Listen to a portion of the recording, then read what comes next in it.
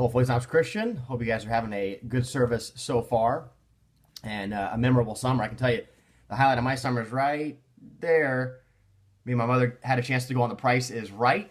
And although we did not drive home a new convertible, it was quite the experience. I know my grandma Keller would appreciate that. We used to watch The Price is Right all the time. So, summer now coming to a conclusion, but the warm fuzzies of early fall starting to settle in back home.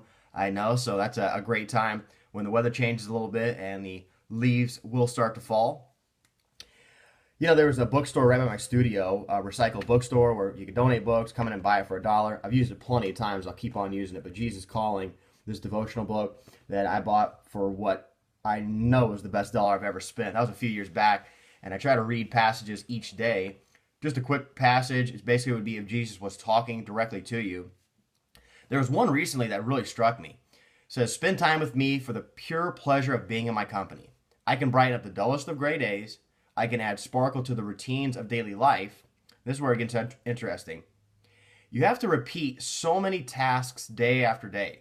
This monotony can dull your thinking until your mind slips into neutral. There are times where everybody can deal with it, where your mind just kind of, you're in the routine of the work week, trying to get through it. Monday morning, you got to wake up. You got to get through Friday. Got to pick up the kids at a certain time, dinner at a certain time, meet with the family. There's a routine of daily life and a monotony that I feel like after reading that, it's not something that gets addressed a lot in the Christian vernacular, is how to deal with the monotony of day-to-day life. Now, if I go to the Bible, I'll bring up Jeremiah 29:11 says, I know the plans I have for you, says the Lord. They are plans for good and not for disaster, plans to give you a future and a hope. Now, we all realize that on a broad scale for the continuum of our life. Jesus has a plan for us, and it's a good plan. It will be plans to prosper us. But how much do we find that on a day-to-day basis? You know, things like getting engaged, having your first child, getting a big job promotion. Those are things where Jesus is just shining down on you. I mean, you might as well just give him a high five. You can feel him right next to you. But he's always right next to you.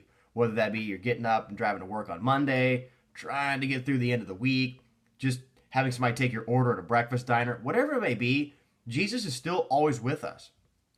Another verse here from the Bible, John 13, verse 7, Jesus says, you don't understand now what I'm doing, but someday you will. And that's another one I like. You don't have to understand how Jesus is working, just understand that he is working through you. So I think that one of the key points here, one of the ways to get away from the monotony of the day-to-day life that we all experience. Life has got this routine to it where we can make that unique, I feel, if we continue to bring our mind back to Jesus and know that he's got that plan for us on a day-to-day basis.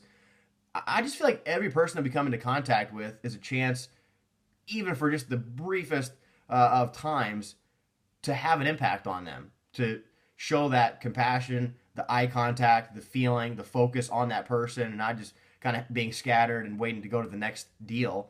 And Jesus is working through us. On the bigger scale, we can feel it. On the smaller scale, sometimes not as much. We're all guilty of that. But if we can reset our mind to know that Jesus is guiding our way, and Psalms 119, verse 105 would kind of reiterate that, your word is a lamp to guide my feet and a light for my path. Jesus is lighting our path. And I think that this week we can all take a chance to realize that as we go through what feels like the routines of the day-to-day life, Jesus is still working through us. If we take the time to find him, and more importantly, take the time to open ourselves up to allow him to work through us to reach those people in what might seem like a minute situation, what might seem like another just meeting with coworkers, or another chance to go get lunch, or an interaction with the person just at the store, whatever it may be. Those are always times that Jesus is working with us. And when we're on the lookout for Jesus in our life, there's no such thing as a dull day. There's no such thing as a repetitive day.